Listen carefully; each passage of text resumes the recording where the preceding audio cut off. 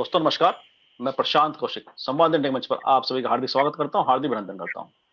इस समय अगर देश की राजनीति के परिदृश्य को देखें तो लगातार ऐसे कुछ ना कुछ ऐसे जो मुद्दे हैं वो सामने आ रहे हैं जिससे केंद्र सरकार की परेशानियां लगातार बढ़ रही हैं।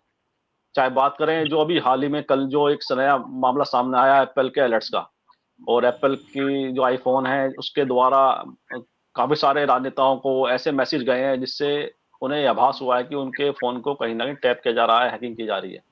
और उसने एक बड़ा एक मुद्दा बना दिया राजनीतिक परिदृश्य के अंदर, राजनीतिक गलियारों में इसको लेकर तमाम आरोप प्रत्यारोप का नया दौर शुरू हो गया। इसके साथ अगर हम देखें ईडी की जो कार्रवाई है, आम आदमी पार्टी के जो प्रमुख नेता हैं उसमें चाहे मनीष सिसोदिया रहे हों और कल और जिस तरह से अरविंद केजरीवाल को ईडी का सम्मान आया है, उसने भी एक नया मुद्दा बहस का छेड़ दिया है। इसी प्रकार महाराष्ट्र के अंदर मराठा आरक्षण की बात चल रही है और लगातार अडानी के मुद्दों को राहुल गांधी मुख्य धारा में ले, और उन्होंने ऐसा लगता है कि अडानी का विषय इतनी प्रमुखता से भारतीय राजनीति के अंदर स्थापित कर दिया है, उससे केंद्र सरकार की बेचैनी लगातार बढ़ रही है। तो ऐसे तमाम मुद्दे हैं जो इस समय भारतीय राजनीति में छाए हुए हैं और मोदी सरकार के लिए परेशानी का सबब बने हुए हैं। इन्हीं मुद्दों पर चर्चा करने के लिए आज हमारे साथ देश का बहुत ही वरिष्ठ पैनल है, उनसे परिचय करा देता हूँ। हमारे साथ विवेक देश पांडे जी नागपुर से जुड़े हुए हैं, बहुत सीनियर पत्रकार हैं और 30-35 साल का उनका पत्रकारिता का बड़ा लंबा अनुभव है। और हम उससे जानेंगे कि आज के राजनीतिक परिदृश्य है की जो दिशा और दशा है किस तरफ जा रही है। और साथ ही नेहा शुक्ला जी हमारे साथ चंडीगढ़ से जुड़ी हैं, बहुत वरिष्ठ पत्रकार है, अनेक वर्षों का उनका भी पत्रकारिता का अनुभव है। उनका भी बहुत बहुत स्वागत करता हूँ। तो सबसे चर्चा की शुरुआत सबसे पहले मैं नेहा जी से ही करता हूँ। नेहा जी, आपको क्या लगता है कि वर्तमान परिदृश्य की अगर बात करें, जहाँ मोदी सरकार पर तमाम तरह के आरोप विपक्षी दल लगा रहे हैं, उसमें चाहे अडानी का मुद्दा हो, चाहे एप्पल के जो अलर्ट्स कल आए हैं उसको लेकर हो, लेकिन ऐसा लगता है कि केंद्र सरकार या मोदी सरकार किसी भी मुद्दे पर जो जवाबदेही है उसको मानने को या समझने को तैयार नहीं है, और लगातार वह दूसरे मुद्दों को सामने लाकर जो विमर्श की जो दिशा है उसको मोड़ने का प्रयास करती है। आपको क्या लगता है इस विषय पर? हाँ, इसमें तो बिल्कुल सत्यता है प्रशांत जी। सबसे पहले बहुत-बहुत धन्यवाद और विवेक सर को भी बहुत-बहुत नमन। लेकिन आपने सही कहा कि सत्यता तो है। एक जो डायवर्जन पॉलिटिक्स प्रधानमंत्री नरेंद्र मोदी के नेतृत्व में बीजेपी की दिखती रही है। ये तो दिखा ही है। जिन मुद्दों पर उनके पास कोई जवाब नहीं होता है प्रशांत जी, उन मुद्दों को या तो चुप्पी साध ली जाती है या फिर डाइवर्ट करने की कोशिश की जाती है। मीडिया मैनेजमेंट तो हम बार-बार देखते रहे हैं और ये तो उस दिन बिल्कुल पुख्ता तौर पे स्पष्ट भी हो चुका था जब मुंबई में इंडिया गठबंधन की मीटिंग हो रही थी और फिर विशेष सत्र की घोषणा कर दी गई और एजेंडा तक नहीं बताया गया कि वो क्यों बुलाया गया है। फिर सबने ऐसे ही अपने-अपने आकलन पेश करना शुरू कर दिया। बाद में बहुत बड़ी-बड़ी बातें हुई लेकिन निकला क्या? महिला आरक्षण आया भी, तो किस स्वरूप में आया और वो कितने सालों का इंतज़ार करने को कहा गया और उसके बाद उसका क्या अंजाम होगा आने वाले सालों में, ये तो ख़ैर भविष्य के गर्भ में है, तो ना आप बता सकते हैं, ना हम बता सकते हैं। छलावा एक ज़रूर मैं इसे कहना चाहूँगी कि ये छलावा रहा। प्रशांत जी, ये डाइवर्जन पॉलिटिक्स के साथ-साथ मुझे लगता है कि प्रधानमंत्री नरेंद्र मोदी की हताशा भी है। सभी मुद्दों पर लगातार जैसे वो मुझे लगता है कि उनके पास कोई उत्तर नहीं है, इसलिए वो अब अगर भ्रष्टाचार की बात करते भी हैं या फिर वो बात करते हैं परिवारवाद की, लेकिन घूम फिर के जो सारे हमले हैं, वो उनकी ही पार्टी पर जो क्वेश्चन मार्क जो है, प्रश्नवाचक चिन्ह जो है, वो खड़े हो रहे हैं। अब आप हाल ही में देख लीजिए कि ये जो एप्पल का आ गया सामने, एप्पल है, ये क्या वजह रही कि विपक्ष के नेताओं को ये अलर्ट आया है? क्या वजह रही कि ये जर्नलिस्ट जो पत्रकार हैं, जो आलोचक हैं प्रधानमंत्री नरेंद्र मोदी के नेतृत्व वाली केंद्र सरकार के, उनको आया है? क्या वजह है कि ये सिर्फ़ सत्ता के आलोचकों या फिर उनकी नीतियों पर सवाल पूछने वालों को ये अलर्ट आया है कि आपका जो है जो फ़ोन है वो हैक हो रहा है या फिर ईमेल जो है वो हैक हो रहा है और आप अलर्ट हो जाइए। ये उनको क्यों नहीं आया जो मोदी सरकार के समर्थक हैं या फिर उनके साथ उनके खेमे में दिखते हैं? और तो ये एक बहुत ही गंभीर बात है। आप सीधे-सीधे निजता, राष्ट्रीय सुरक्षा चाहे जो भी नाम ले लीजिए इसकी, ये बहुत ही गंभीर बात है। और इस पे पिछले पेगासस के मामले में हमने जो देखा किस तरह से लीपापोती कर दी गई और खुद सुप्रीम कोर्ट के जो जाँच पैनल है उसने कहा कि सरकार की तरफ से जाँच में कोई सहयोग नहीं मिला। तो ये तो कोई नई नई बात है नहीं। कि किस तरह से जो आपके राजनीतिक विरोधी हैं या फिर आपकी नीतियों के जो आलोचक हैं, आप उनके साथ ये स्टेट स्पॉन्सर्ड क्या है? ये सब मुझे लगता है कि किसी को बताने की ज़रूरत नहीं है। एप्पल ने कहा है कि हम इस तरह की कोई अलर्ट या सूचना नहीं देते हैं। लेकिन मुझे लगता है कि सबको पता है और कोई भी इसमें शॉक जो है किसी को हैरत नहीं हुई कि ऐसा कुछ किया जा सकता है। और आप आ जाइए अब मणिपुर पर आ जाइए। मणिपुर की बात कहना भी नहीं चाहते हैं मतलब बीजेपी का कोई भी मंत्री हो, कोई भी नेता हो, कोई बात नहीं करना चाहता है। लेकिन इज़राइल की बात सभी कर रहे हैं। प्रधानमंत्री की विदेश नीति इज़राइल पर और हमास दोनों पर ही भ्रामक दिखती है। पहले दिन वो हमास की निंदा कर देते हैं। वो चलिए ठीक है, आपने हमास के जो बहुत ही घृणित जो हमला था उसकी निंदा कर दी आपने। फिर आपने कह दिया कि टू स्टेट सॉल्यूशन के साथ जो हमारी नीति है, विदेश नीति। फिर आप यूएन में आप जो गज़ा सीज़ फायर का प्रस्ताव आया, आप उस पे एब्सेंट हो जाते हैं, अनुपस्थित हो जाते हैं। तो मुझे लगता है कि बहुत ही विरोधाभासी विदेश नीति ये भी परेशान कर रही है। कनाडा के साथ रिश्ते खराब, मालदीव के साथ रिश्ते खराब, नेपाल ले लीजिए, पाकिस्तान ले लीजिए, बांग्लादेश भी ले लीजिए।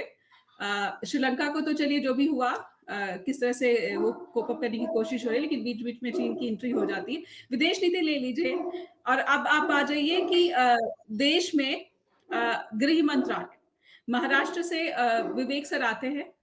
वहाँ पर किस तरह से एक और राष्ट्र मैं देख रही हूँ कि अब हिंसा की उसमें गर्त में जा रहा है। एक-एक करके देश के हर राज्य क्यों हिंसा की उसमें गर्त में जा रहे हैं? ये कैसा फेल्योर है प्रशासन का? डबल इंजन सरकार का ये कैसा फेल्योर है? आप किसी भी समुदाय को जो है संतुष्ट नहीं कर पा रहे हैं, न्याय नहीं दे पा रहे हैं। आपने वादे ऐसे बड़े-बड़े कर दिए। आप एक तरफ कहते हैं, प्रधानमंत्री कहते हैं कि उनके लिए सबसे बड़ी जाति तो गरीब है। लेकिन जब आप ही की जो पार्टी है, वो महाराष्ट्र में अलग तरह की राजनीति करती है। आप ओबीसी की बात करते हैं, ओबीसी की वेलफेयर की बात करते हैं, जाति जनगणना से आप भागते हैं। ये जो भ्रामक नीतियाँ रहती है प्रशांत जी जनता को सीधे-सीधे शायद नहीं समझ पा रही है क्योंकि उनको सूचनाएँ ही जिन माध्यमों से मिलनी चाहिए, उन सूचनाओं पर ही तो कैंची चला दी गई है। और सभी कुछ जब नियंत्रित करेंगे तो वो अंडर मुझे लगता है कि पर्दे के आगे जी20 का भव्य आयोजन, लेकिन पर्दे के पीछे जो गरीब का परिवार उसकी झुग्गी-झोपड़ी, 2 वक़्त की रोज़ी-रोटी की जो समस्या है, वो तो वहीं खड़ी है। ये सब कुछ मिलके मुझे लगता है प्रसाद जी कि प्रधानमंत्री नरेंद्र मोदी की जो चुनौतियाँ हैं 2024 खासकर मैं कहूँगी, एक-एक करके आप देख लीजिए, अब केजरीवाल को समन भेज दिया गया। ये अब शायद मुझे लगता है कि हम एक फ़िल्म जो पिछले 9 वर्षों से देख रहे हैं, उस फ़िल्म का हम कह सकते हैं कि एक क्लाइमेक्स अब आ रहा है। अब केजरीवाल, आम आदमी पार्टी और भी कुछ नेता जेल जाएँगे, फिर ये स्नूप गेट सामने आ जाना। अ, ये एक हताशा को दर्शाता है कि कहीं न कहीं आप जो हिंदू-मुसलमान की जो राजनीति करते रहे हैं, अब उससे मोह भंग हो रहा है जनता का। और यही वजह हो सकती है कि सारे तौर तरीके जो है आज़माए जा रहे हैं कि हो सकता है इसी से कुछ काम हो जाए, हो सकता है कि इसी से कुछ काम हो जाए। और जो खासकर अडानी के मसले पर कोई बोल रहा है तो उसकी भी आवाज़ बंद कर दी जाए। लेकिन राहुल गांधी ने तो फिर से एक बार क्लियर कर दिया है कि नंबर 1 अडानी, नंबर 2 प्रधानमंत्री मोदी और नंबर 3 अमित शाह।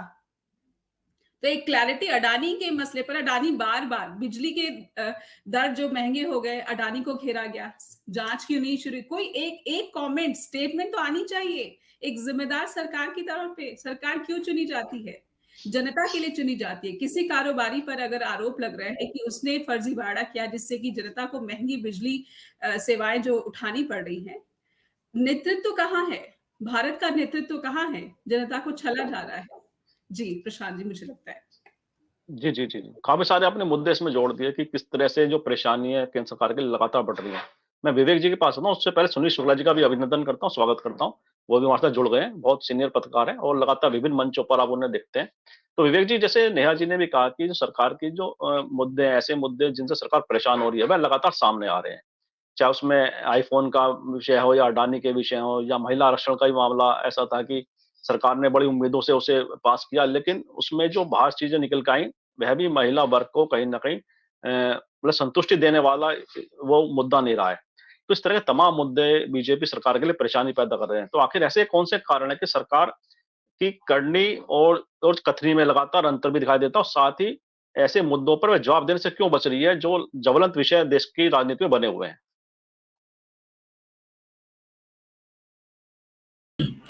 प्रशांत जी, पहले तो मैं ये कहूँगा कि मोदी सरकार बहुत परेशान है, ऐसा हम न समझे तो ज़्यादा अच्छा है, क्योंकि कोई भी अपोजिशन पार्टीज या फिर हर हर वो व्यक्ति जो इस देश में बदलाव चाहता है, वो उसे ये मानकर ही चलना पड़ेगा कि मोदी सरकार बहुत सशक्त है आज भी, और वो है भी। मतलब ऐसा नहीं है कि वो वीक हो गई है, सरकार अभी भी सशक्त है।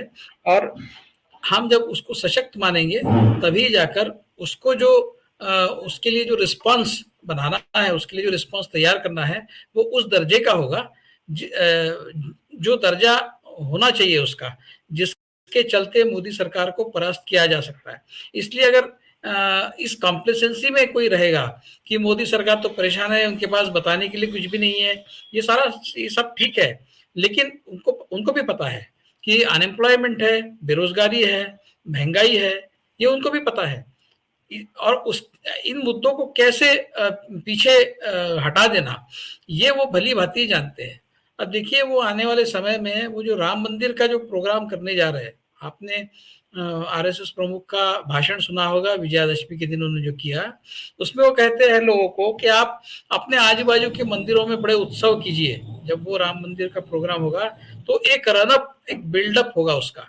तो वो उसका आज बद्री नारायण नाम की जो लेखक है, एक विचारक है, दलित विचारक, वो उनका एक आर्टिकल इंडियन एक्सप्रेस में आया है। वो ये बता रहे हैं कि ये सारे जो मामले हैं, उन सारे मामलों को ढकने के लिए बद्री नारायण दलित विचारक नहीं है। अच्छा, जी, माफ कीजिए, वो नहीं, मतलब वो दलितों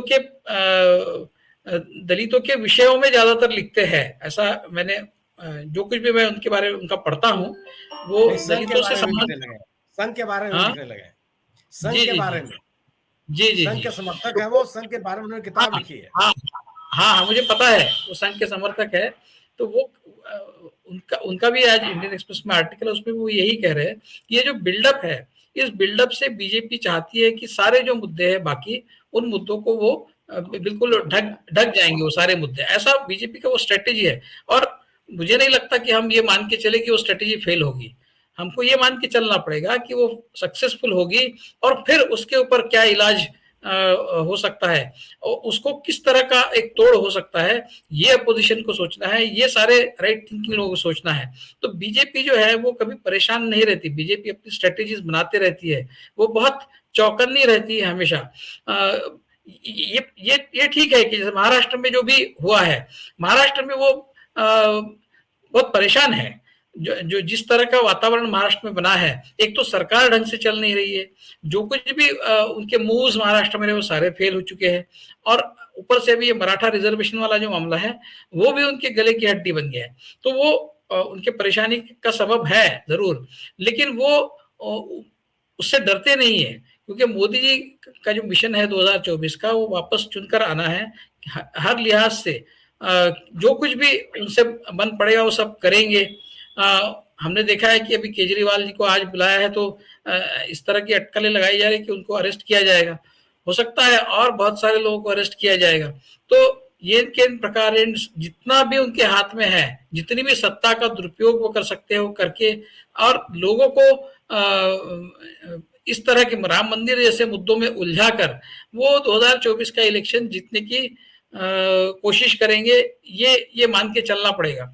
वो परेशान है, अभी वो हारने की कगार पर आ गया है, अगर इस तरह के मुगालते में हम न रहे वो ज्यादा अच्छा रहेगा, ऐसा मुझे लगता है। जहां तक ये हैकिंग वाला मामला है, फोन के हैकिंग का मामला है, हमने फोन टैपिंग बहुत दशकों से हम फोन टैपिंग वाली बातें सुन रहे हैं, कांग्रेस के जमाने में भी फोन टैपिंग होता था। अभी ये हैकिंग है।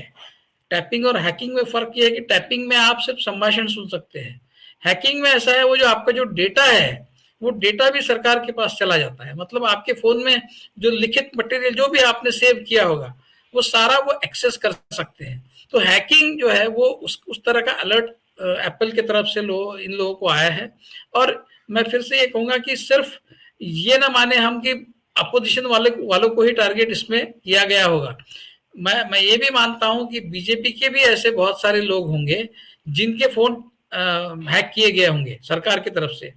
क्योंकि इस तरह के उदाहरण बीजेपी में हमने इससे पहले भी देखे हैं।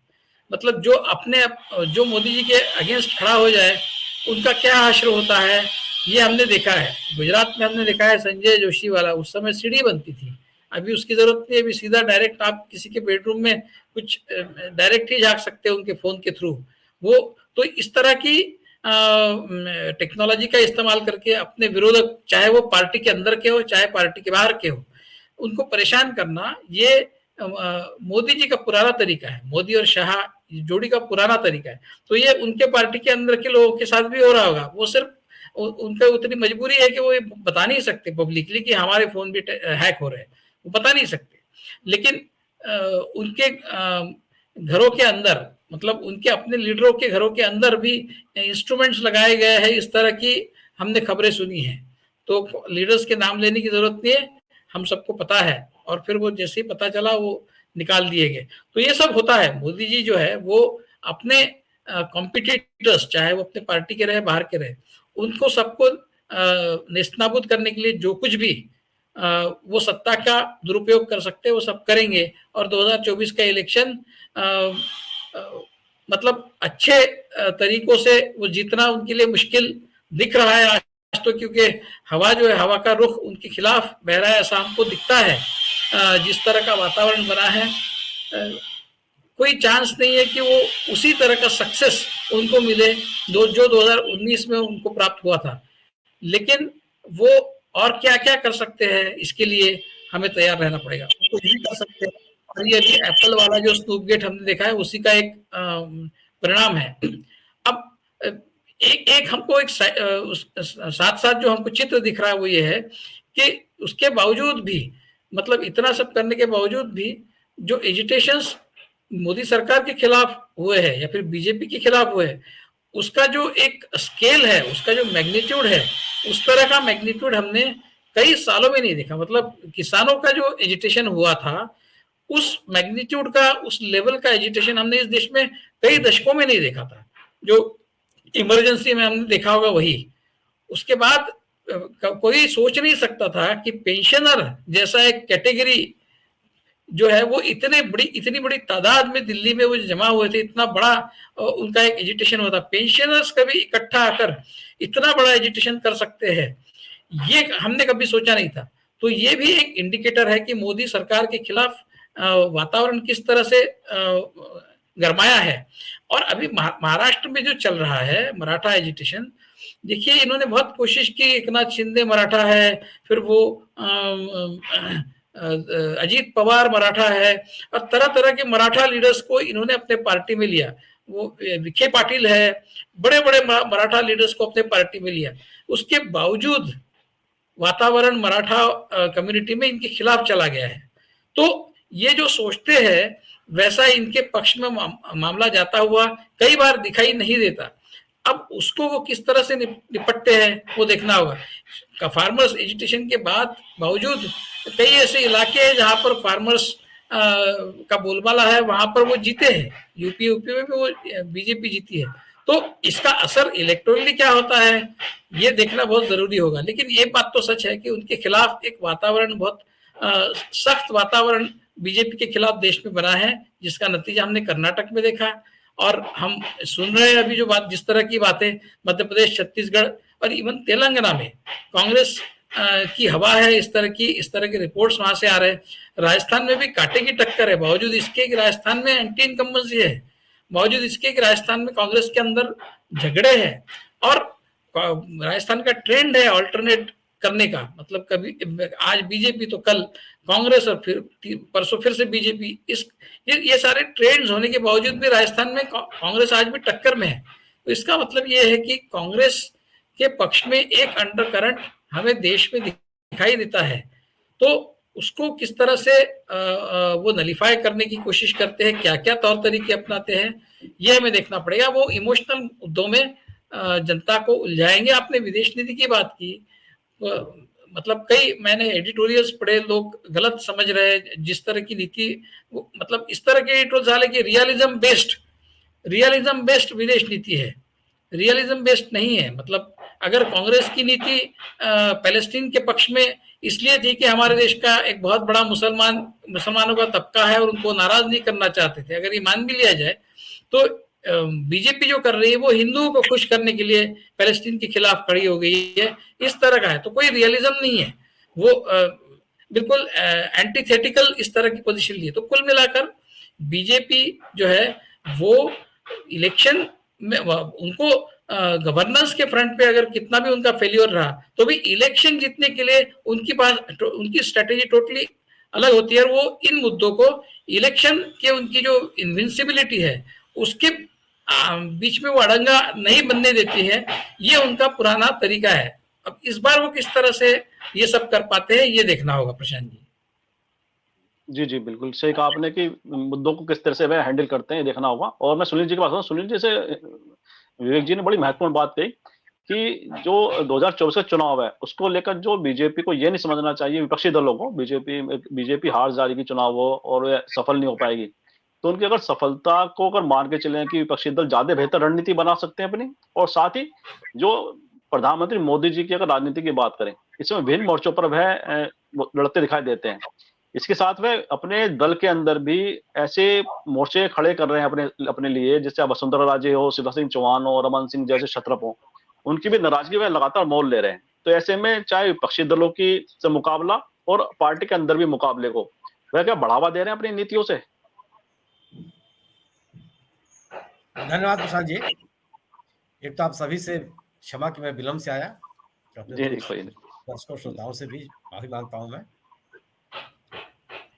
ये बिल्कुल सही है कि भारतीय जनता पार्टी को आप कमजोर प्लेयर नहीं मान सकते, यह नहीं कह सकते हैं कि वो परेशान है या उनके अंदर कोई बेचैनी है।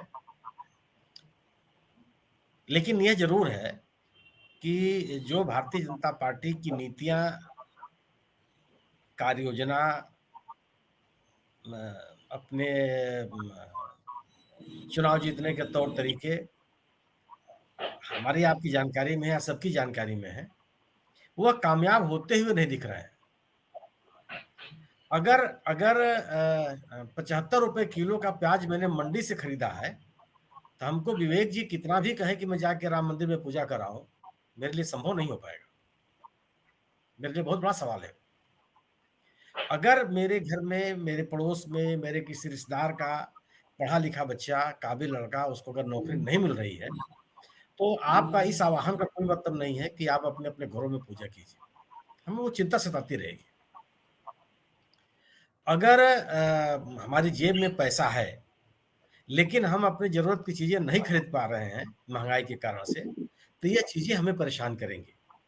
और ये चीजें परेशान कर रही हैं, ये सामने है। वह उपभोक्ता जो 1.5 लाख रुपए, 2 लाख रुपए का मोबाइल फोन खरीद सकता है, उसके सामने कोई समस्या नहीं है। लेकिन वो उपभोक्ता जो 10,000 रुपए का मोबाइल फोन खरीदना चाहता है, वो नहीं खरीद पा रहा है। जो आवश्यक वस्तुएं हैं जीवन जीने की, उन वस्तुओं की खरीद में, उन वस्तुओं के व्यापार में असर पड़ा है। इनके खरीदने वालों की तादाद घटी है।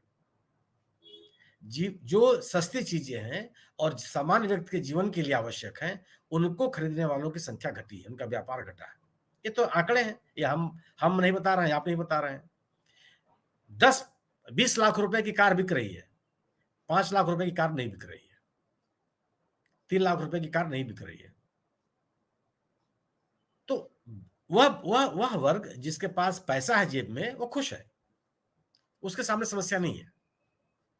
लेकिन क्या उस वर्ग की प्रसन्नता से, उसकी संतुष्टि से ही कोई राजनीतिक दल सत्ता में आ जाएगा? अगर आपने किसानों के लिए बासमती चावल के व्यापार पे, निर्यात पे रोक लगा दी, तो क्या किसान आपके साथ खड़ा हो जाएगा? अगर आपने सामान्य जो अनाज, धान है, चावल है, अगर आपने उसके निर्यात पे प्रतिबंध लगा दिया, तो क्या किसान खुश हो जाएगा? अगर गेहूं के निर्यात पे आपने पसंद, किसके लिए आपने रोक लगाई? बासमती चावल का उपभोक्ता कितने लोग हैं? हम 4 लोग यहाँ बैठे हुए हैं, हम रोज बासमती चावल खाने की हैसियत रखते हैं क्या? आप हैं, नेहा जी हैं, नेहा जी भी, दोनों लोग पति पत्नी कमाते हैं। विवेक भाई हमारे लंबे समय से पत्रकारिता में हैं, मैं भी, आप भी हैं। कितने लोग खरीदते हैं? आप सर्वे कर लीजिए अपने जानने वालों को। बासमती चावल प्रतिदिन खाने वालों की संख्या वही है जो 25 लाख, 50 लाख, 60 लाख, 1 करोड़ की कार खरीदता है। तो चूंकि आपने क्यों रोक लगाई कि जो वो उपभोक्ता है उसको महंगाई न झेलनी पड़े, और उसका नुकसान किसका हुआ? उस किसान का जो जान प्राण दे करके अपनी कीमत, अपने कृषि की लागत की चिंता किए बगैर उसका उत्पादन कर रहा है। कौन खुश हो जाएगा आपसे? अडानी जी तो खुश है। अडानी जी को कौन सी समस्या है? उनको खुद तो कोई दिक्कत, अंबानी जी को थोड़ा कोई समस्या है। समस्या उस सामान्य व्यक्ति की है जो अपने जीवन के लिए प्रतिदिन जद्दोजहद कर रहा है, और जो जद्दोजहद कर रहा है वो आपके इस भुलावे में नहीं आने वाला है कि आप देश की माटी लाइए और आप राम मंदिर में की पूजा कीजिए और आप राष्ट्र की वंदना कीजिए और अपने कर्तव्यों का पालन कीजिए। इसमें तो नहीं आने वाला। मैं नहीं समझ, अगर इसमें भी आ जाता है वो, तो मैं उसका नमन करता हूं, प्रणाम करता हूं, ठीक है, सरकार की नीति सफल है। चुनौतियां इस बात को है कि आपके दिमाग में आम आदमी कितना है, उसका जीवन, उसके जीवन में विकास, उसके जीवन में गुणात्मक परिवर्तन, उसके प्रतिदिन की आवश्यकताओं की पूर्ति, उसके घर में अगर कोई बीमार हो जाए तो उसको बेहतर चिकित्सा की व्यवस्था, महंगाई, उसके घर में बूढ़े बुजुर्ग लोग हैं तो उनको सामाजिक सुरक्षा, पढ़ने वाला कोई विद्यार्थी है तो उनको बेहतर और सस्ती शिक्षा, ये उसके जीवन के प्रमुख चीजें हैं। यह विकास कभी यह नहीं हुआ है कि आपने कितनी लंबी चौड़ी सड़कें बना दी और कितनी लेन की सड़क आपने बनाई। ये विकास का पैमाना नहीं है, दुनिया में कभी यह पैमाना नहीं रहा। हमको चिकित्सकीय सुविधा कितनी बेहतर मिल जा रही है, हमको शिक्षा की सुविधा कितनी बेहतर मिल जा रही है, हमारी सामाजिक सुरक्षा कितनी बेहतर है, जीवन जीने के जो आधार हैं वो हमारे लिए कितने पुख्ता है। हमारे आप रेल की स्थिति देख लीजिए। रेल में जो हायर क्लास है उसका रिजर्वेशन सबसे पहले होता है और नीचे वाले क्लास में सबसे बाद में। रेल यातायात से यात्रा करने वालों की संख्या घटी है और जहाज से यात्रा करने वालों की संख्या बढ़ी है। कहां जा रहे हैं आप? ये तो मतलब ये इसके लिए ऐसा नहीं ना कि इसके लिए कोई शोध करना है, इसके लिए न्यूटन और आर्किमिडीज को बुलाने की आवश्यकता नहीं है। आप खुद पढ़ लीजिए इन चीजों को, और जब आप अपनी आंख खोलेंगे तो आपको समझ में आ जाएगा कि हम कहां खड़े हैं। हम अपने लिए, अपने बच्चे की स्कूल जाने के लिए साइकिल खरीद पाएंगे कि नहीं खरीद पाएंगे, मेरी जेब में इतना पैसा है कि नहीं है, ये मेरी चिंता का विषय है।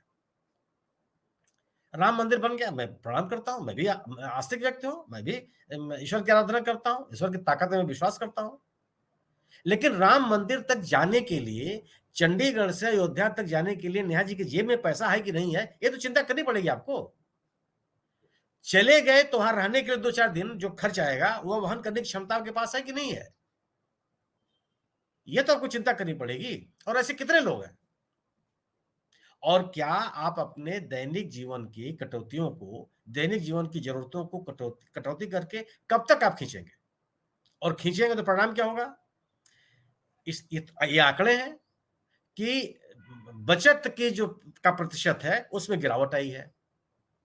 सामान्य घरेलू जो बचत करता है उसके प्रतिशत में गिरावट आई है। ऋण लेकर के, ऋण लेने वालों की संख्या बढ़ी है और ऋण लेकर के न देने वालों की संख्या बढ़ी है। पर्सनल लोन, ये आंकड़ा है, ये भी आप देख लीजिए आप। तो ये स्थितियां क्या बताती हैं आपको कि हम कहां जा रहे हैं? और इन स्थितियों के बावजूद अगर आप भगवान राम को याद करेंगे तो कर्नाटक में बजरंगबली ने आपकी मदद करने नहीं आए हो, यहां भी नहीं आएंगे। भगवान भी उन्हीं के साथ है जो संकट में है। भगवान श्री कृष्ण द्रौपदी की रक्षा करने आए थे, दुर्योधन की रक्षा करने थोड़े आए थे। कभी हुआ है क्या आज तक दुनिया में? आदि शक्तियां, परम शक्तियां पीड़ित के साथ खड़ी होती हैं, पीड़क के साथ नहीं खड़ी होती। स्थिति कहां है? आपकी नीतियां कहां जा रही हैं? आपके 8 नागरिक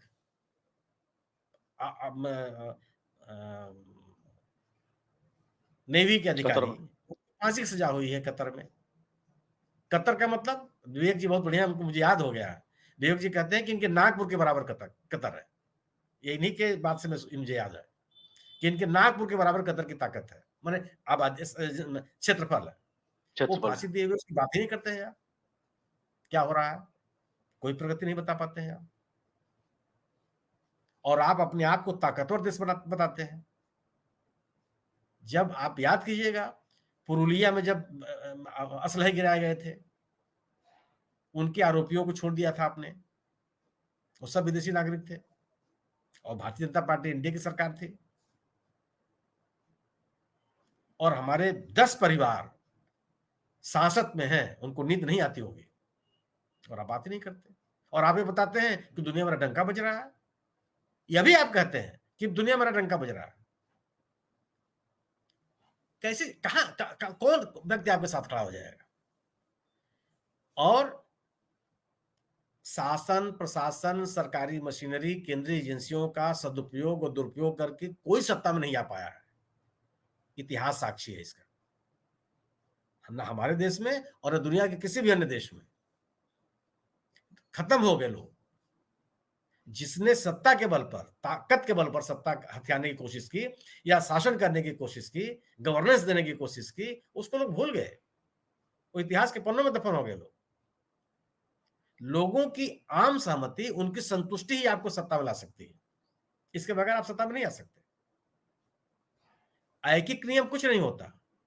आप राजस्थान में निगाह लगाए हुए हैं कि वहां हर 5 साल में सत्ता बदल जाती है। केरल में बदल जाती थी, हमारे आपकी जानकारी में है। केरल में हर 5 साल में यूडीए, एलडीए, यूडीए, एलडीए ये आते रहते हैं। एक बार लेफ्ट फ्रंट, एक बार यूनाइटेड फ्रंट। इस बार क्या हुआ? लेफ्ट फ्रंट ने अपनी सत्ता बरकरार रखी, वो दोबारा सत्ता में आ गए।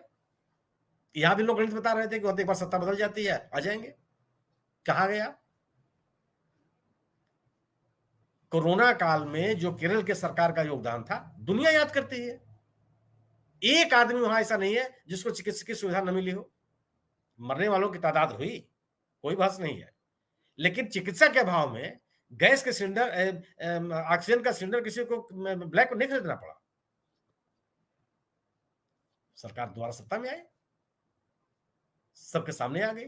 वहां भी तो एक नियम चल रहा था, क्यों नहीं कांग्रेस सत्ता में चली आई? सबसे बड़ा सवाल है कि गवर्नेंस लोगों की प्राथमिकता है। उसी के बिना पर आपके को दोबारा जन समर्थन मिलना है या नहीं मिलना है। आपको तय करना पड़ेगा कि किस बिना पर आप जन समर्थन दोबारा हासिल करना चाहते हैं। आपको यह देखना पड़ेगा। आप कहते हैं कि सामाजिक सुरक्षा के तमाम योजनाएं आपने लागू की। क्या सामाजिक सुरक्षा का कार्यक्रम काम यही है? लोगों के खाते में पैसा भेज देना यही काम है? कितना आप सम्मान निधि के नाम पर प्रतिदिन के हिसाब से किसानों को कितना देते हैं आप? 6,000 रुपए को अगर आप 6,000 रुपए तिमाही, कितना रुपया प्रतिदिन पड़ा? 10 रुपए, 12 रुपए, 20 रुपए, 25 रुपए में आप क्या चाहते हैं कि किसान जो है वह क्रांतिकारी हो जाएगा, प्रगतिशील किसान हो जाएगा? उपज उसे कितनी खरीदते हैं आप? आपकी स्थिति क्या है कि छत्तीसगढ़ में जो किसान है उसको धान की कीमत ज्यादा मिलती है भोपाल के किसान की तुलना में। क्यों ऐसा है? वहां दूसरी सरकार है, यहां दूसरी सरकार है। हिमाचल का सेब उत्पादक किसान चिल्लाता रहा कि साहब मुझे गत्ता खरीदने के लिए 18% जीएसटी पे गत्ता खरीदना पड़ रहा है, और आप इस पे बात करने के लिए आप तैयार नहीं है। विवेक जी ने एक बात कही कि पेंशन धारक इतनी बड़ी संख्या में दिल्ली में आए, यह घटना नहीं है, यह देश के अंदर चल रही धारा का एक लक्षण है कि लोगों के मन में किस तरह की नाराजगी है और कितनी विवशता है कि उम्र दराज लोग जिनको घर बैठे आपको सुविधा देनी चाहिए, वो व्यक्ति मजबूर होकर के लंबी लंबी दूरियां तय करके दिल्ली में आए और उस गर्मी में वहां वो बैठे रह रहे दिल्ली के मैदान में, और आप उनसे बात भी करने के लिए तैयार नहीं हुए।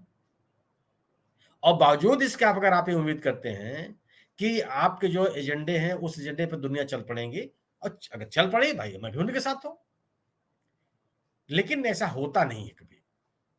असंतुष्ट व्यक्ति अपने जीवन की आवश्यकताओं को पूर्ति किए बगैर अन्य मुद्दों की तरफ भटकता नहीं है, संभव नहीं उसके लिए, वो चाहे भी तो नहीं जा सकता। अगर आप उस किसी व्यक्ति को अपने घर में अपने बच्चों को, अपने माता-पिता को, खुद को अगले वक्त रोजी-रोटी की चिंता है, तो पहले वो उसकी चिंता करेगा। वो सुबह-सुबह मंदिर नहीं जाना चाहेगा, चर्च नहीं जाना चाहेगा, मस्जिद नहीं जाना चाहेगा। वो सोचेगा कि हमें कहीं रोजगार मिले, हमें कुछ पैसा मिले कि हम अपनी दिन प्रतिदिन की ज़रूरतें पूरी कर लें। और माल न्यूट्रिशन की तादाद प्रतिशत हमेशा बढ़ता चला जा रहा है प्रशांत जी इस देश में। क्यों हो रहा है ये? कि जब आपको जीवन जीने के लिए आवश्यक चीजें खरीदने की क्षमता नहीं है, तो न्यूट्रिशन की चीजें आप कहां से ले लेंगे? और जब आप नहीं लेंगे तो आपके ऊपर क्या बीतेगी? आप आर्टिफिशियल माहौल से आप अपने पक्ष में कोई स्थिति नहीं बना सकते। आपको आपके अब ये दौर खत्म हो गया ना। 2014 में किसी को नहीं पता था कि मोदी जी या इस नई सरकार आएगी तो क्या करेगी।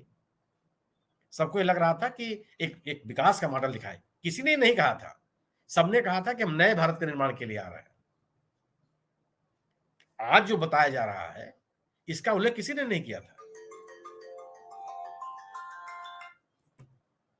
क्या स्थिति बनी? और आकर के आपने नए भारत के निर्माण में आज नए भारत के निर्माण की उपलब्धियां क्या बता रहे हैं आप?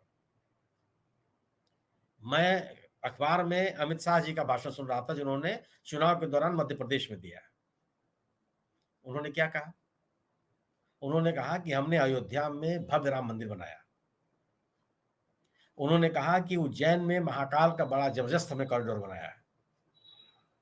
उन्होंने कहा कि काशी विश्वनाथ में काशी विश्वनाथ का एक कॉरिडोर बनाया है और भव्य स्वरूप दिया है उसको, और सोमनाथ का हम कॉरिडोर बनाने जा रहे हैं।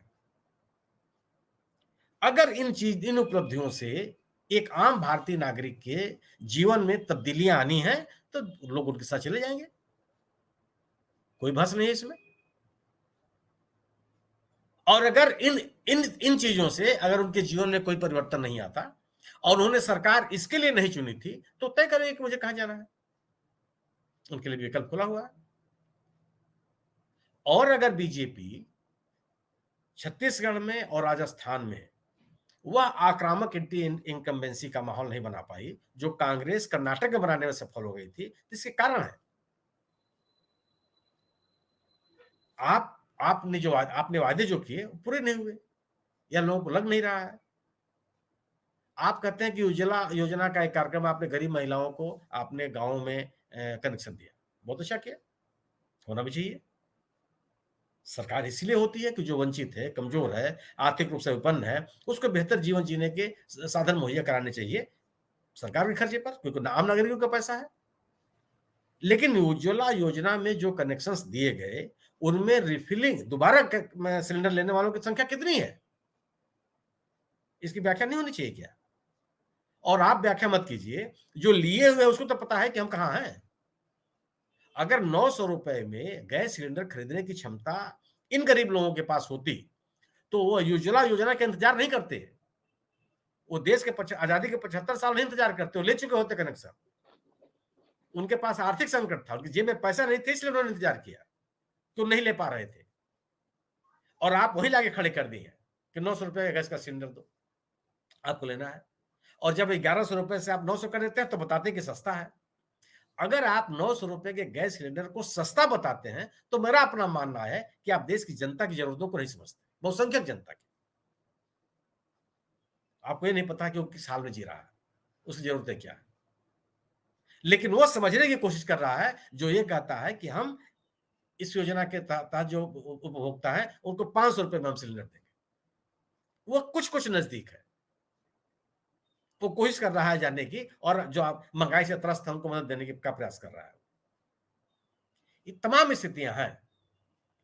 अगर आज की स्थिति यह है कि एमबीबीएस में नीट की परीक्षा में पास होने वाले जो सीटें हैं इस मेडिकल कॉलेज में, उनमें उसमें 1000 सीटें खाली पड़ी हुई हैं, लोग एडमिशन नहीं लेने जा रहे हैं। क्यों ऐसा है? ये प्राइवेट कॉलेजों की फीस कितनी बढ़ी हुई है, उसकी कितने लोगों के पास क्षमता है कि उसका उस खर्च को वहन कर लेंगे? तो क्या इन चीजों का असर नहीं पड़ता? अगर नहीं पड़ता तो लोग उनके साथ रहेंगे, और अगर पड़ता है तो सोचना पड़ेगा कि लोग कहां जाएंगे। जी प्रशांत जी। बिल्कुल ठीक कहा आपने कि जो जन सरोकार के मुद्दे हैं, ये बड़ी भूमिका निभाते हैं और जन सरोकार के मुद्दे पे जो पार्टियाँ ध्यान देती हैं, कहीं न कहीं उन्हें जन समर्थन भी मिलता है। मैं नेहा जी के पास आता हूँ, नेहा जी जैसे सुनील जी ने बड़े विस्तार से जन सरोकार के मुद्दों को छुआ है और उन्होंने बताया कि किस तरह से जो चिकित्सा है, शिक्षा है या बेरोज़गारी है, महँगाई है, जो मुद्दे हैं जो आम आदमी को सीधे-सीधे प्रभावित करते हैं। सरकार उन पे उतना ध्यान नहीं दे रही, जितना ध्यान देना चाहिए। आपको क्या लगता है कि जो सरकार नए-नए इवेंट के द्वारा जो लोगों को कहीं न कहीं अपने प्रभाव में लाने की कोशिश करती है, जैसे चाहे मेरा माटी मेरा देश की अभी जो हाल ही में इवेंट हुआ है, तो इस तरह के जो मुद्दे हैं, वे जन सरोकार के मुद्दों को क्या पीछे कर सकते हैं? जन सरोकार के मुद्दे जो विपक्षी पार्टियाँ लगातार उठा रही हैं, जैसे हमने देखा कर्नाटक में या राजस्थान में जो कांग्रेस लगातार गारंटी की बात कर रही है, वे ऐसे विषय हैं जो आम आदमी को सीधे प्रभावित करते हैं। तो अगर तुलनात्मक रूप से देखें तो क्या आपको अंतर दिखाई देता है दोनों पार्टियों की नीतियों के अंदर?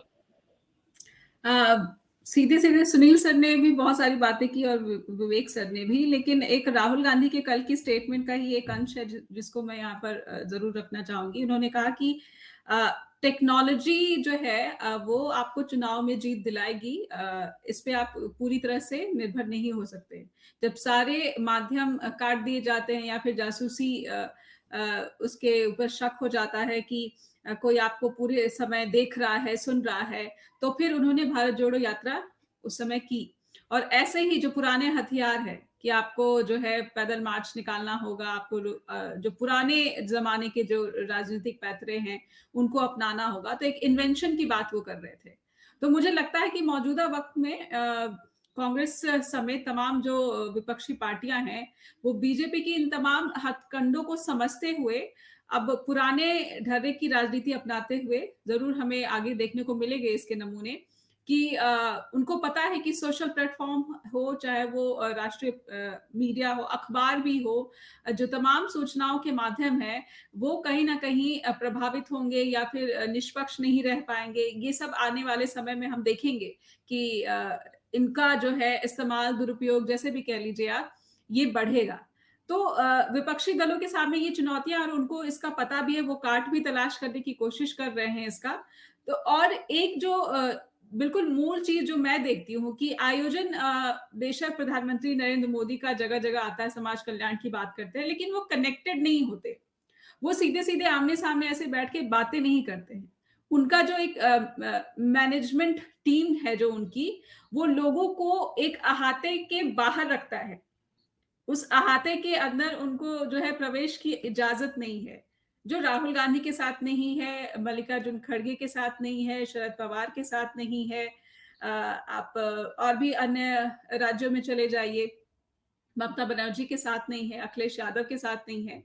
तो ये जब जनसंपर्क की बात होती है और खासकर चुनाव के मौसम में, जनता के पास परेशानियाँ हैं, वो चुनावी रैली में या फिर किसी भी जगह पे जहाँ पे किसी दल का जो है आयोजन हो रहा होता है, वो तभी पहुँचते हैं कि उनकी कोई सुनवाई हो जाएगी। तो जब वो सुनवाई सिर्फ़ एक तरफ़ा वो सुनने में अच्छा लगेगा कि देश के प्रधानमंत्री आए हुए हैं और उनको देख लिया जाए। कई लोग तो सिर्फ़ देखने पहुँच जाते हैं। लेकिन कई लोग जैसे युवा की एक बात मैं करना चाहूँगी कि सिलेंडर ही आज फिर से महँगा हो गया। कमर्शियल सिलेंडर बेशक है, लेकिन आप सोचिए कि इसका सीधे तौर पे तो भारत के जो घरेलू परिवार हैं, उनके बजट पे कोई असर नहीं पड़ेगा।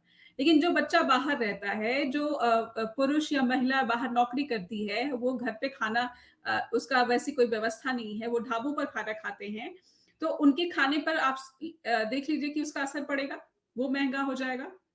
और जीएसटी की बात भी आपने देखा कि जो आपका बच्चा कनाडा नहीं जा पाएगा, वहाँ पे आपकी वीज़ा की परेशानियाँ चल रही हैं, लेकिन देश में रोज़गार का क्या हाल है?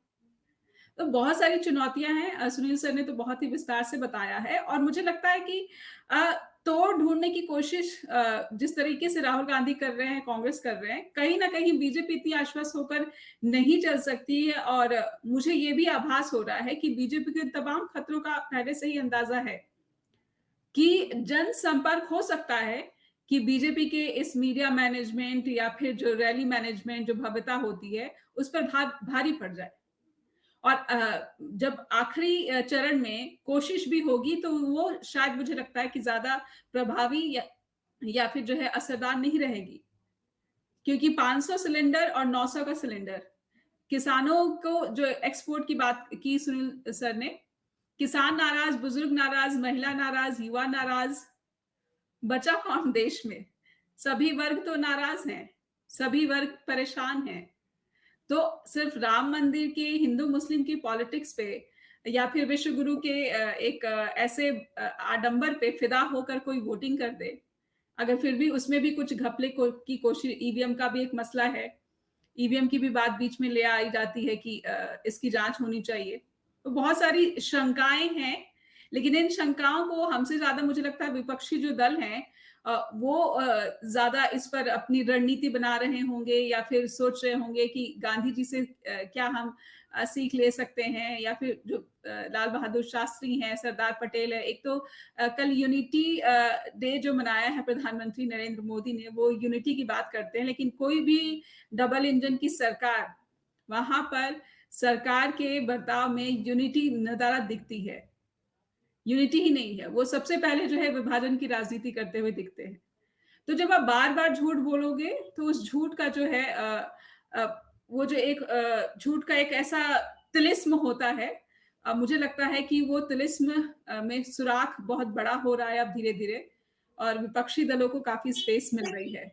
अखिलेश यादव जैसे नेता हो या फिर आम आदमी पार्टी या फिर मायावती हो, ये सब जो है इनको मजबूर होना पड़ेगा, मजबूर होना पड़ेगा। और कहीं ना कहीं जो आखिरी चरण में मुझे लगता है कि शायद ये हो ले इंडिया गठबंधन के साथ पूरी तरह से कि फिर उनके पास कोई ऑप्शन, कोई विकल्प नहीं रहेगा। जी प्रशांत जी।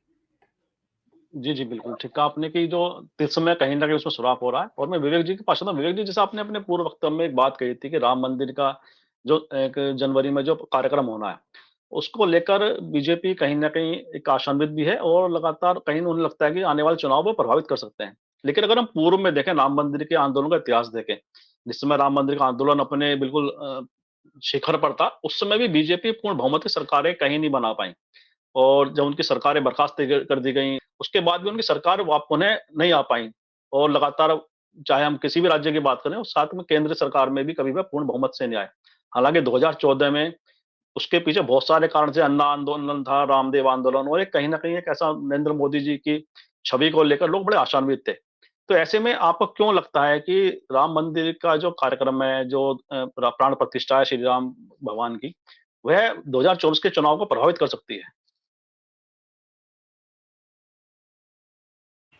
नहीं, मुझे ऐसा लगता है, ऐसा नहीं है। मैं ये कह रहा था कि ये हमको प्रिज्यूम करना पड़ेगा, ये हमको पहले से ही मानकर चलना पड़ेगा कि इसका असर होगा। अगर हम ये मानकर चलते हैं कि इसका असर नहीं होगा, और उसका अगर असर हो जाता है, तो वहाँ गलती हो जाती है। वहाँ तो जैसे अगर मैं क्रिकेट के भाषा में समझाने की कोशिश करूँ, अगर आप समझिए कि आप पहले बैटिंग करने वाले साइड है, और आपके आपका जो प्रतिपक्ष है वो बहुत अच्छे बैट्समैन उस प्रतिपक्ष में है, तो आपको प्रिज्यूम ये करना पड़ेगा कि आपको कम से कम 350 रन बनाने हैं। ये आप मानकर नहीं चल सकते कि उनको तो हम 200 में ही खत्म कर देंगे, वो 200 में ही उनको आउट कर देंगे। तो इस तरह का प्रिजम्पशन लेके आप चल नहीं सकते, आपको 350 रन ही निकालने हैं। मेरा कहने का मतलब ये है कि राम मंदिर का असर, राम मंदिर का जो कुछ भी माहौल बनेगा उसका कितना असर होगा ये मुझे पता नहीं। उसका असर होगा जरूर, लेकिन हो सकता है कि बीजेपी जितना चाहती है उतना ना हो। लेकिन हम ये प्रिज्यूम करके नहीं चल सकते कि उसका असर नहीं होगा, हमको ये प्रिज्यूम करके चलना पड़ेगा कि उसका असर होगा। हमने मोदी जी के बारे, आपने उस समय की बात की राम मंदिर का, जब भी पुराना जो फेज आप राम मंदिर का बता रहे थे, लेकिन उस समय में और आज में फर्क ये है कि आज उसके साथ में मोदी जी का पर्सनैलिटी कल्ट काम करता है बीजेपी के लिए। तो लोग राम मंदिर को मोदी जी के साथ जोड़कर देखते हैं कि देखिए ये एक व्यक्ति है जिसने राम मंदिर का जो सपना है वो पूरा करके दिखाया। मोदी जी ने धारा 370 निकाल दी, मोदी जी ने कॉमन सिविल कोड लाने की बात की है, मोदी जी ने महिलाओं को आरक्षण दिया है। ये सारा झूठ है, हमको पता है सब है, लेकिन उसका असर हुआ है, लोग ये मान के चलते हैं। लेकिन 2014-2019 के बीच में क्या अचीवमेंट है मोदी सरकार का? अगर देखा जाए तो डिमोनेटाइजेशन जैसी चीज ने तो लोगों को बहुत परेशान कर दिया था। बावजूद उसके 2019 में उनका सक्सेस जो है वो और बढ़ा, उनको और ज्यादा यश मिला। तो हमको ये मान के चलना होगा कि मोदी जी का जो जादू है वो अभी भी उतना ही है, जितना पहले था, ये मान के चल के फिर आपको स्ट्रेटेजी बनानी है, ऐसा मैं कह रहा हूँ। मुझे पता है कि जी जी मोदी जी क्या जादू आज कम हुआ है, मुझे पता है, मुझे अपने लेवल पर पता है कि लोग एक फटीग फैक्टर उनके खिलाफ काम कर रहा है। लेकिन अगर वो हम वैसा प्रिज्यूम करके हमारा जो बेंचमार्क है वो नीचे रखेंगे, तो वो जो बेंचमार्क है वो उसकी गारंटी नहीं वो काम करेगा।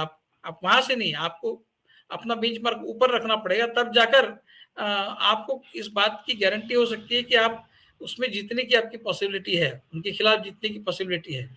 तो ये इतनी सारी गलतियां करने के बाद भी लोग मोदी जी को चाहते हैं, ये बात है। अब ये जो जादू है इसका आप क्या करेंगे? आप इसके लिए कुछ नहीं कर सकते, वो है, वो इंटैक्ट है। तो इसलिए हमको ये एक फैक्टर जो है वो फैक्टर ऑफ सेफ्टी उसको कहते हैं। मतलब कोई बिल्डिंग जब बनती है तो वो कितना लोड जमीन पर उसका डालेगी, ये उस हिसाब से उसका फाउंडेशन बनता है।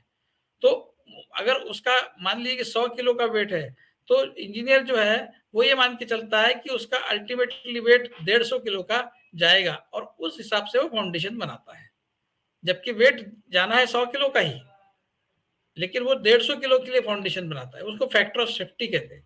तो वो फैक्टर ऑफ सेफ्टी क्या होगा आपका, ये आपको तय करना है, तभी जाकर आप 2024 में उनको हराने की कोई पॉसिबिलिटी बनती है, वरना तो नहीं होगा। ऐसा ऐसा आज चित्र है, तो आएगा तो मोदी ही इस तरह की पॉसिबिलिटी जो लोग कहते हैं उसको बिल्कुल नकारा नहीं जा सकता।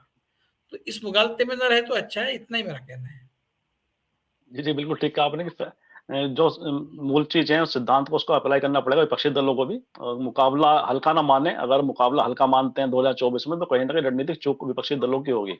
बड़े स्पष्ट रूप से आपने इसको कहा है। मैं कार्यक्रम के अंत में सुनील जी की बात करूँ, सुनील जी जैसे विवेक जी ने बड़ी महत्वपूर्ण बात कही कि विपक्षी दलों को खास तौर से मान के चलना चाहिए कि बीजेपी कमज़ोर नहीं हुई है और प्रधानमंत्री जी का प्रभाव कम नहीं हुआ है। तो जब भी वो अच्छा मुकाबला कर सकते हैं, और कमज़ोर मानने की भूल उन्होंने कर दी तो हो सकता है उन्हें उसका खामियाजा भी भुगतना पड़ सकता है। और साथ ही नेहा जी ने भी एक बात कही कि राहुल जी ने कल जो स्टेटमेंट दिया अपना, कल जो उन्होंने प्रेस कॉन्फ्रेंस में बात कही कि तकनीक के सहारे नहीं, हम जो पुरानी बातें हैं, जो जनता से जुड़ने की जो सिद्धांत होते थे राजनीति में, सीधा कनेक्ट करने के, पैदल मार्च की या अन्य यात्रा निकालने की, उस पर एक विपक्षी दलों की रणनीति भी दिखाई देती है। जैसे कांग्रेस ने तो करके दिखाया भारत जोड़ो यात्रा के माध्यम से। तो इन दोनों विषयों को आप किस तरह से देखते हैं? सामान्य सी बात है, विवेक जी ने जो सवाल उठाए हैं, राहुल गांधी का वो जवाब है। आप अपने विरोधी को कमजोर नहीं समझ सकते। अगर आप अपने विरोधी को कमजोर समझेंगे तो फिर तो आप खत्म हो जाएंगे। फिर तो आपका जो प्रयास होगा अपने संसाधनों को संचित करके मैदान में बने रहने की आपकी जो ताकत होगी, जो वैचारिक ताकत होगी, वो खत्म हो जाएगी, आपकी तैयारी खत्म हो जाएगी। विवेक जो बात कर रहे हैं बहुत ही सामान्य बात कर रहे हैं, इसमें कोई न्यूक्लियर साइंस नहीं है कि आपको अपने विरोधी की ताकत को नजरअंदाज नहीं करना चाहिए। अगर आप करेंगे तो आप लड़ ही नहीं सकते हैं, आपकी ताकत ही खत्म हो जाएगी। और राहुल गांधी जी का वही बात उन्होंने कही कि आप इन माध्यमों का उपयोग नहीं करेंगे, जनता के मतलब मोटी मोटी बात, साफ सुथरी बात कि लोगों के बीच में अगर आप नहीं जाएंगे तो आप इस लड़ाई को नहीं लड़ सकते। आप टेक्नोलॉजी के भरोसे की कमरे में बैठ करके आप ट्वीट करते लोग उसको पढ़ लेंगे, ये संभव नहीं है। उन्होंने बताया कि मेरा अपना फेसबुक पेज, उनका ट्विटर हैंडल, उनका इंस्टाग्राम, किस तरीके से उसको सप्रेस किया जा रहा है। तो टेक्नोलॉजी के सहारे अगर आप रहेंगे तो निश्चित रूप से आप उस व्यक्ति के नियंत्रण में रहेंगे जो उस टेक्नोलॉजी को संचालित कर रहा है। लेकिन अगर आप अपनी ताकत के भरोसे रहेंगे तो आपको पता है कि आप कितने विधानसभा क्षेत्रों में, कितने लोकसभा क्षेत्रों में आपने दौरा कर लिया, कितने लोगों से आपने संपर्क कर लिया, कितने लोगों के बीच में आप गए। राहुल गांधी ने भारत जोड़ो यात्रा के माध्यम से इस ताकत का अंदाजा कर लिया कि हम निकले, लाखों लाख लोगों से मिले, हजारों हजार लोग उनके साथ पैदल चले, सैकड़ों लोगों से उनके साथ बैठ करके उन्होंने बात की, उनके साथ संवाद कायम किया। उनको ये पता है कि अगर आप सामान्य अपने लोगों के बीच में जाएंगे तो आप धान बोने वाले खेत में जाएंगे और फिर धान काटने वाले खेत में भी आप जाएंगे, आपका संवाद बनेगा। अगर आप धान बो करके धान काटना चाहते हैं तो आपको खेत में उतरना पड़ेगा और आपको ये पता करना पड़ेगा कि इस धान की फसल को न होने देने के लिए पानी कहाँ रुका हुआ है, ये आपकी जानकारी में रहेगा। रिमोट से अगर आप अपने पंपिंग सेट को चलाना चाहेंगे तो चलने वाला नहीं है। फिर आपको उस तरह की ताकत आपको नहीं मिल पाएगी। राहुल गांधी ने वही बात कही है जो आज की जरूरत है, कि आप जो कुछ भी बात कर रहे हैं सरकार के खिलाफ या अपनी बात, वह आपको जनता तक पहुंचानी पड़ेगी। भारतीय जनता पार्टी के सांगठनिक ताकत से कोई इनकार नहीं कर सकता। भारतीय जनता पार्टी छोटी मोटी पार्टी नहीं है, उनके संसाधनों से आप इनकार नहीं कर सकते, उनके लीडरशिप के आकर्षण से आप इनकार नहीं कर सकते। ये जरूर है कि उनके मतलब ये उनके प्रतिबद्ध मतदाताओं की संख्या से आप इनकार नहीं कर सकते, लेकिन उन प्रतिबद्ध मतदाताओं से अलग कितने लोग आकर्षित हो रहे हैं, इस पर सवाल जरूर पैदा हो सकता है। लेकिन लोगों को उनकी बात को लोगों के बीच में ले जाने के लिए आपको लोगों के बीच में जाना पड़ेगा, आपको आपके संगठन को अपने एक्टिवेट करना पड़ेगा, आपको लोगों के बीच में अपनी मौजूदगी तय करनी पड़ेगी। और अगर आप ये नहीं करेंगे तो निश्चित रूप से आप इस लड़ाई को किसी अंजाम तक नहीं ले जा सकते। आप जितनी बात कह रहे हैं, जितनी बात आप कहेंगे, वो लोगों तक पहुंचेगी कैसे? ये तो सवाल है ना। तो आप अगर आप मान लें कि ये जो हम लोग बात क्या कर रहे हैं कि 5 साल में सत्ता बदल जाती है, अरे आर्किक नियम है क्या? 5 साल में बहुत जगह सत्ता बदलती थी, नहीं बदली। उत्तर प्रदेश में सत्ता बदल जाती थी, नहीं बदली। बीजेपी दोबारा सत्ता में चली आई। आप अगर आप अपने विरोधी से लड़ने की ताकत में नहीं रहेंगे, या कैसे लड़ा जाए, लोगों के बीच में कैसे पहुंचा जाए, कैसे लोगों को मोबिलाइज किया जाए, कैसे लोगों को कंसोलिडेट किया जाए, अगर इस तौर तरीके को आप नहीं अपनाएंगे तो निश्चित रूप से आपको वह उपलब्धि नहीं हासिल हो सकती जो आप उम्मीद पाले बैठे हैं। उम्मीदों को प्राप्त करने के लिए आपको संघर्ष तो करना ही पड़ेगा, प्रयास करने पड़ेंगे, और आपके प्रयास में तेजी, ताकत, प्रोत्साहन, आगे बढ़ने की क्षमता तभी आएगी जब आप अपने सामने खड़े अपने प्रतिद्वंदी की ताकत का एहसास करते रहेंगे कि वो उनसे हमको लड़ना पड़ेगा, बड़े मजबूती के साथ लड़ना पड़ेगा, तब संभव है, अदरवाइज संभव नहीं है। सामान्य सी बात, विवेक जी ने बड़ी सामान्य बात कही है। और या हम जब परीक्षा में बैठते हैं तब हमको पता होता है, आप थोड़ा मान सकते कि अरे बस 5 सवाल तो आ जाएंगे, कुछ भी लिख देंगे।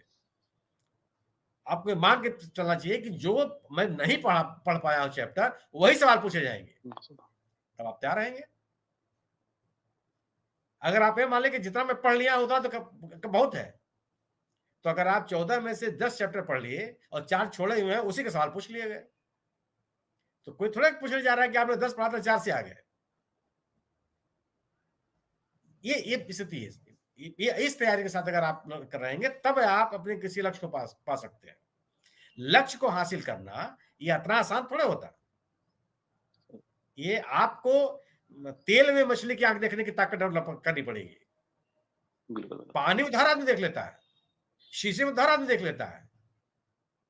अगर आपके अंदर तेल में मछली की आंख देखने की ताकत पैदा हो गई तो आप मछली की आंख को भेद लेंगे। और यह क्षमता अपने अनायास नहीं आती है, कोई इसको आपको तस्तरी में परोस के नहीं देता है। आपको इसके लिए संघर्ष करना पड़ता है, सोचना पड़ता है कि हम कैसे करें। और आप अपने साहस को, प्रोत्साहन को, दक्षता को तभी आप ला सकते हैं जब आपको ये लगता है कि हमारे सामने एक मजबूत लक्ष्य, और वो भी उतना ही ताकतवर है जितना हमारे संघर्ष की जितनी बड़ी ताकत है। तो आपको अपने लक्ष्य की ताकत से अपने संघर्ष की ताकत को दुगनी करनी पड़ती है, अन्यथा आप अपने लक्ष्य पा नहीं सकते। और यही स्थिति है। भारतीय जनता पार्टी ने एक जो माहौल बनाया है, जो एक संगठन तैयार किया है प्रतिबद्ध मतदाताओं की। अगर कोई ये व्यक्ति ये कह रहा है कि हमको 5,000 रुपए लीटर पेट्रोल मिलेगा तब भी बीजेपी के साथ रहेंगे, ऐसे लोग हैं ना, कहते हैं कि नहीं कहते? तो उनको आपको कैसे समझाना पड़ेगा कि 5,000 रुपए में पेट्रोल तो ले लोगे आप, लेकिन इनासिन का टेबलेट नहीं ले पाओगे। सोच लो तुम्हें क्या करना है, क्योंकि केवल एक ही काम नहीं है, आपके पास तमाम काम है। आपको स्वस्थ रहना है, आपको खाना खाना है, आपको अपने माता पिता की चिंता करनी है, बच्चों को बेहतर शिक्षा देनी है, अपने खेती बाड़ी आपको संभालनी है, मकान का रंग रोगन करना है, नाते रिश्तेदारों के यहाँ भी आना जाना है, शादी विवाह लोगों के अटेंड करने हैं, सामाजिक जिम्मेदारियां निभानी, तमाम खर्चे आपके पास है। आप ये सोचो कि एक आपके पास जो आमदनी है उसे आप पेट्रोल खरीदोगे कि इतनी जिम्मेदारी भी पूरी कर लोगे। अगर आपको इतनी जिम्मेदारियां पूरी करनी है तो अपनी प्राथमिकता तय कर लो। ये आपको बताना ही पड़ेगा लोगों के पास जाकर के। नहीं बताएंगे तो लोगों के अंदर तो गर्व के भाव बने ही हुए हैं। आपसी कटुता, आपसी भेद, एक दूसरे के प्रति नाराजगी, एक दूसरे के प्रति को लेकर के तनाव, यह हमको हमारे जीवन को बेहतर बनाएगा। एक सामंजस्यपूर्ण जीवन हमको बेहतर बनाएगा, समरसता हमको बेहतर बनाएगी, एक दूसरे के अस्तित्व को स्वीकार करना हमको बेहतर बनाएगा। यह लोगों तक जाना पड़ेगा आपको, ये बिना गए आप नहीं कर सकते। इसलिए आप बीजेपी की ताकत से इनकार नहीं कर सकते। मोदी जी की ताकत, मोदी जी कोई सामान्य नेता थोड़े हैं, उनकी लोकप्रियता से आप इनकार नहीं कर सकते। एक लोकप्रिय नेता है, उनको पसंद करने वाले लोगों की एक संख्या है, लेकिन उनको नापसंद करने वाले लोगों को जोड़ने के लिए आपको लोगों के बीच में जाना पड़ेगा। अपने आप लोग जुड़ जाएंगे, ये होता नहीं। इस तरफ संकेत कर रहे हैं विवेक जी। और उसी तरफ नेहा जी ने जो राहुल गांधी की बात कही, वह उसी दिशा में कही गई एक बात है। तो आप अपने, अगर आप अपने प्रतिद्वंदी से लड़ना चाहते हैं, किसी को प्रतिद्वंदी आप मानते हैं, तो आपको उससे ज्यादा मेहनत करनी पड़ेगी। जी जी, बिल्कुल ठीक कहा आपने कि प्रतिद्वंदी तो कमजोर समझना, तो अपने जो रणनीति उसको कमजोर करना होगा। बस अंतिम टिप्पणी, संक्षेप में टिप्पणी और चाहूंगा सुनील जी आपसे कि राहुल गांधी की जो भारत जोड़ो यात्रा, जो लोगों से कनेक्ट करने की बात है, वो कहीं अखिलेश यादव ने भी उसको कहीं ना कहीं मान लिया है कि अखिलेश यादव ने साइकिल यात्रा शुरू अपनी निकाली थी अभी 3 दिन पहले। तो कुछ लगता है कि विपक्षी दलों पर प्रभाव पड़ रहा है उसका? नहीं, अखिलेश यादव ने 2012 में भी यात्रा नहीं की थी, आप याद कीजिए। 2012 में उन्होंने सही यात्राएं की थी, फिर वो सत्ता में आए थे।